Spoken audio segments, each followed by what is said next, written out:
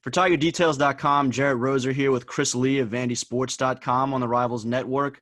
Looking forward to this second week of SEC action after a couple of losses for these two programs to start the season off.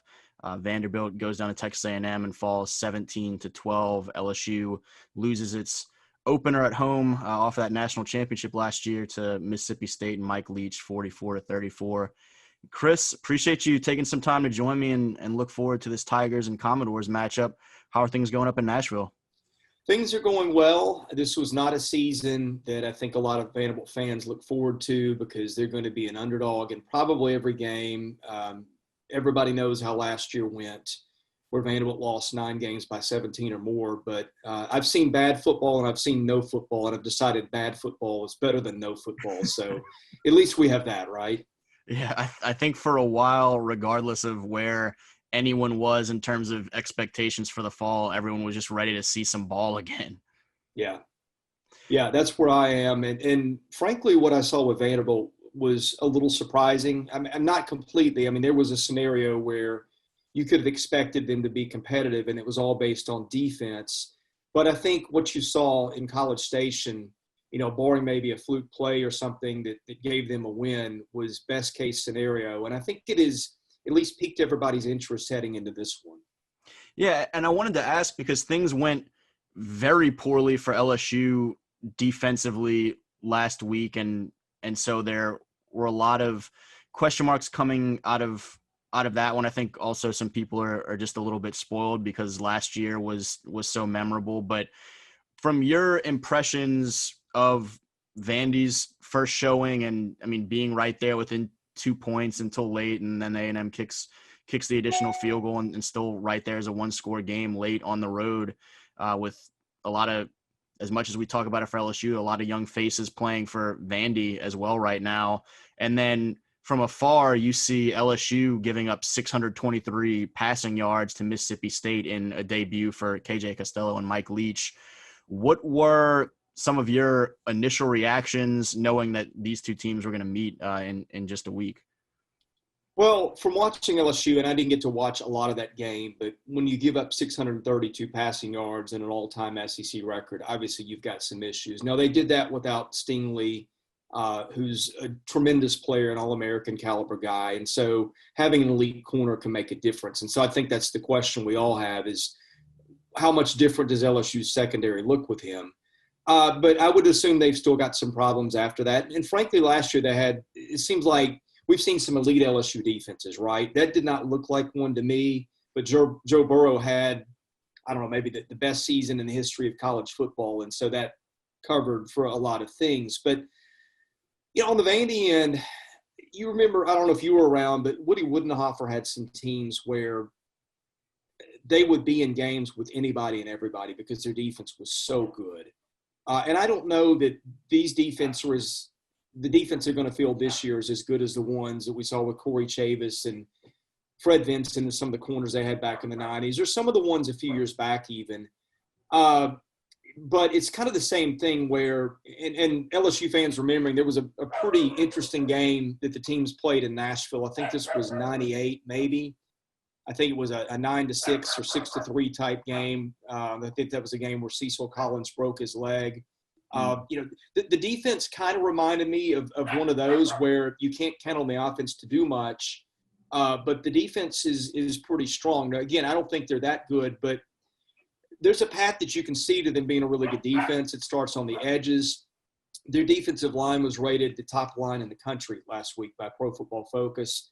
Both their edge guys played well. Their tackles in the middle played really well. They're gone to a more of a true 4-3, which I think they needed to do anyway. So I think that just because of what they did on the defensive line, they've got a shot to make this maybe more interesting than we thought ahead of time. Now, the offense is the different issue. I love their quarterback, Ken Seals. I think they're very limited around him, particularly at offensive line. I think it's going to be hard for them to move the ball. But defensively, they showed me enough to make me think this game could be interesting going into the fourth quarter.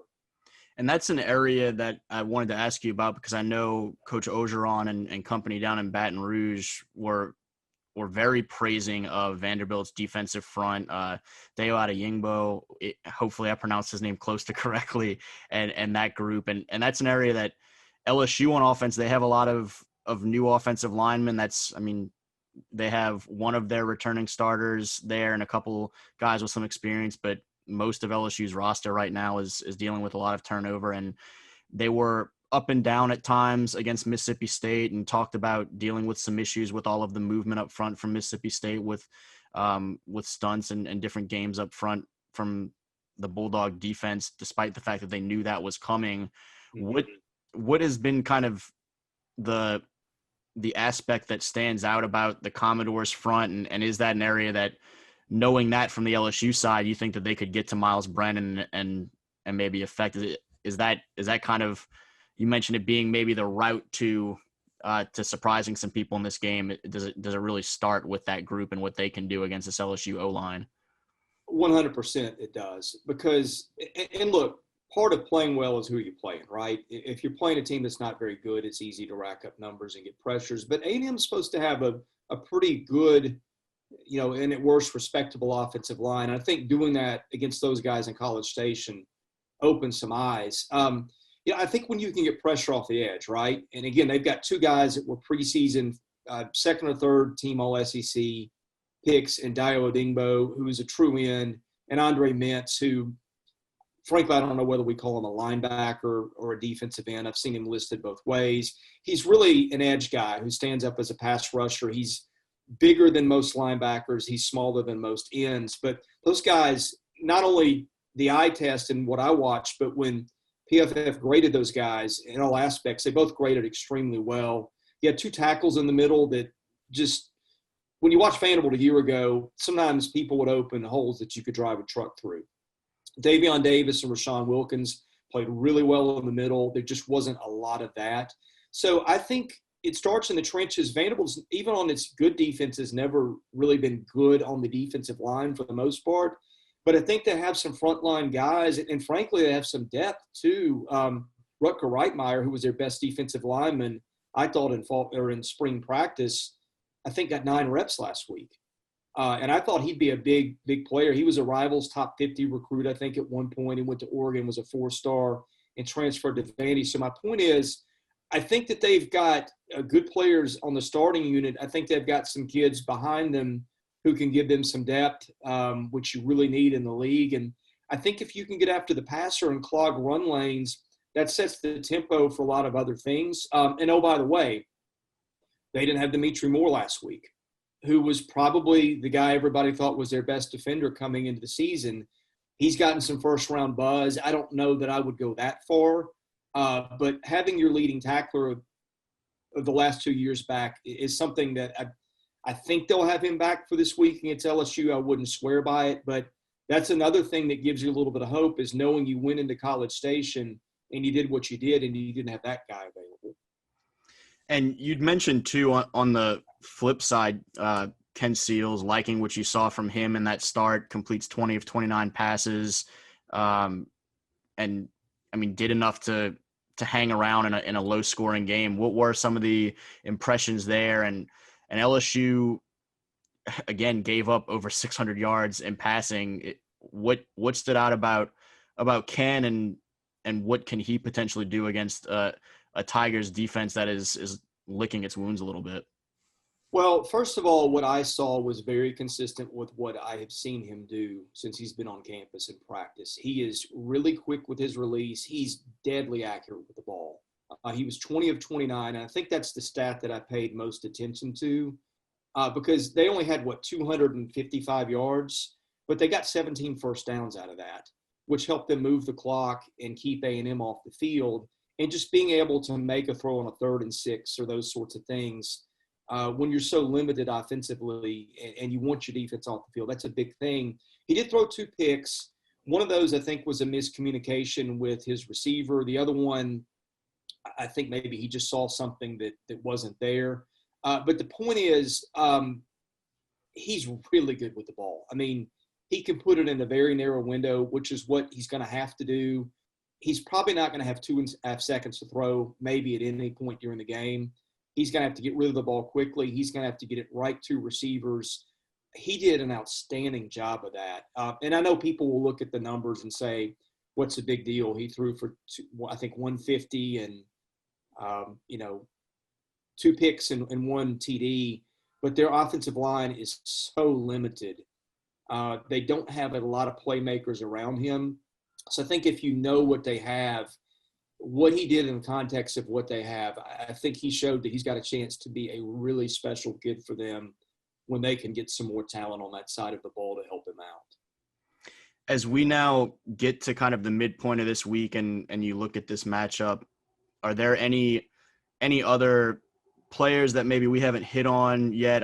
Obviously, we haven't touched on a lot of the skill guys on offense, Amir Abdul-Rahman and a couple of the running backs each chipping in and combining for over 100 yards.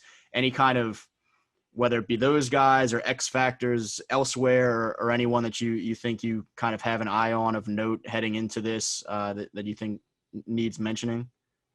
Well, they have 2 receivers that I like.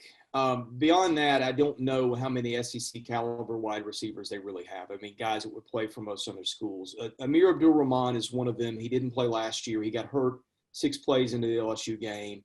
And he's a raw kid. He was a swimmer in high school. But he's learning to play football, and he's a really good athlete. Had 1 touchdown catch as a true freshman that made ESPN's highlight reel. He had 1 catch in the bowl game. It was a 5-yard dump off that he took for 52 yards. The last full game he really played 2 years against Baylor. And then he caught a really good touchdown pass from Seals and led them in receiving. He's a kid who is raw, but I think he's coming into his own. I think he's got a chance to make some plays. Cam Johnson is a kid who can make some catches underneath and move the chains. Beyond that, I don't think they have a lot of guys that are really ready. The guy in the backfield to keep your eye on was Javian Marlowe, who played more than he's played in a while. I've always loved that kid. Again, the blocking doesn't give them much, but he's a good zone runner. He's got a little bit of shimmy to him. I think he's got a chance to break some big runs. They are always, under Derek Mason, they like to have kind of short yardage guys who they can get 3 and 4 yards at a time. I think that's why they favor Jamari Wakefield. Wakefield's not really an explosive guy. I think Marlowe could be a good back for them. Those are the 3 guys outside of Seals I would say keep my eye on. That's the best of their lot. With the whole cast and the line, is that good enough to make plays? I have some questions about that. But if you're going to see a big play from somebody, it's one of those 3 kids. And obviously we'll have some football Saturday night. Last year, the Tigers fans came up there and drank Nashville dry for an 11 a.m. game. This year, obviously, much different circumstances in the world around us. What are your expectations for just what this weekend and what this day might look like? The home opener for Vandy, but obviously there's limited fans that are able to get in there. I don't know what things look like in terms of Nashville as a whole and what's open and what the opportunity is there. But in terms of what would usually be a weekend where a raucous fan base is coming to town and bringing probably as many fans as an opposing team might bring to Nashville, what are your expectations for what Saturday might look like from an atmosphere standpoint? Because I know for LSU's home opener, it was a very weird, eerie feeling to be at an LSU game and have no tailgating and that few of fans. Well, what it's going to feel like is one of those Saturday scrimmages where they let in a few parents and that's about it, except they're not letting parents in. All Vandy's going to let in is a few students, and they don't show up to games anyway, which creates an interesting atmosphere, right? Because LSU took over that stadium last year. That's not unique. I would say, for Vanderbilt's SEC home games every year, which they get 4, I would say every year, their own fans are outnumbered in their building, probably 3 of those 4 games. So the weird element of this is Vanderbilt might actually have more of a home field advantage by not having fans there, as weird as that sounds. But that's where they are. The fans are not excited about the program. They're not excited about the direction of the program.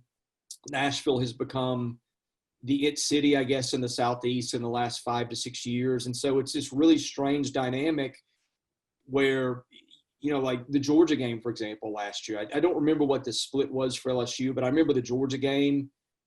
I think they had 33,000 people, and Vandy maybe had 6,000 or 7,000 of them. That's awful. That's something your kids should never be exposed to. But I think the odd thing of the limited attendance, and we will see if in November they actually let fans in the games other than a few students, but it might have the effect of actually making for a less hostile environment against them in their own building.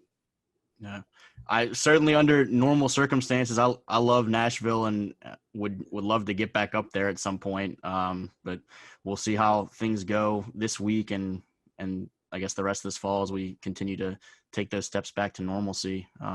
For you with VandySports, what are some things maybe the rest of this week that folks should look out for as they're kind of gearing up and gathering as much information leading into this matchup as possible? Well, Sean Williams will be doing a 3-2-1 for us today, kind of summing up where things are after Saturday's game. That's 3 observations, 2 questions, and 1 prediction. So we'll have some content there. I've done 2 podcasts this week. I've got 3 to come. We do those. We may have an offensive or defensive notebook or something before we end. But yeah, we'll have that. And of course, we'll have the game covered Saturday too. So if any of you guys want to look at it from the Vandy point of view, there'll be plenty out there. Beautiful. Chris, appreciate you, man. Oh, you bet. Thank you. Again, he's Chris Lee from VandySports.com. For TigerDetails.com, Jerit Roser. Thanks for watching.